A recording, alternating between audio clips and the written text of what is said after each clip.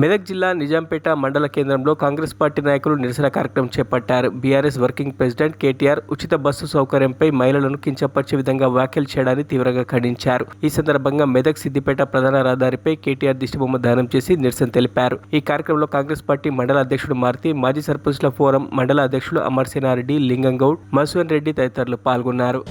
నిన్న జరిగినటువంటి సంఘటనలో భాగంగా ఆ రోజు ఎన్నికల్లో భాగంగా రాహుల్ గాంధీ గారు మా కాబోయే ప్రధానమంత్రి గారు ఇచ్చినటువంటి మాటకు కట్టుబడి నిన్నటి వరకు 15 ఆగస్టు లోపల 2 లక్షల రుణమాఫీ చేస్తా అని చెప్పి ఆ మాట నిలబెట్టుకున్నటువంటి రేవంత్ రెడ్డి గారికి మా నిజాంపేట మండలం తరఫున మేము కృతజ్ఞత తెలియజేస్తూ ఈరోజు పాలాభిషేకం చేయడం జరిగింది.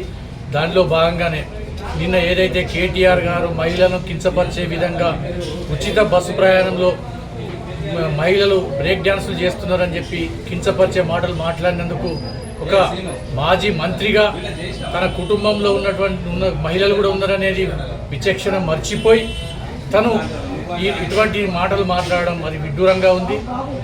ఆ రోజు ఏదైతే శాసనసభ ఎన్నికల్లో 39 స్థానాలు, పార్లమెంట్ ఎన్నికలకు వచ్చే వరకు 0గా ఉన్నటువంటి దాన్ని జీర్ణించుకోలేక వివిధ సంఘటనలు చేస్తున్నటువంటి ఈ కేటీఆర్ గారికి మహిళలు రాబోయే కాలంలో తగిన బుద్ధి చెప్తారని చెప్పి ఈ సందర్భంగా మేము తెలియజేస్తూ మాట్లాడినటువంటి మాటలను కేటీఆర్ గారు రిటర్న్ తీసుకోవాలని చెప్పి ఈ సందర్భంగా మేము తెలియజేస్తూ, అలాగే ఏదైతే 2 లక్షల రుణమాఫీ చేస్తే హరీష్ రావు గారు రాజీనామా చేస్తాను ఆ రోజు ఛాలెంజ్ చేయడం జరిగింది.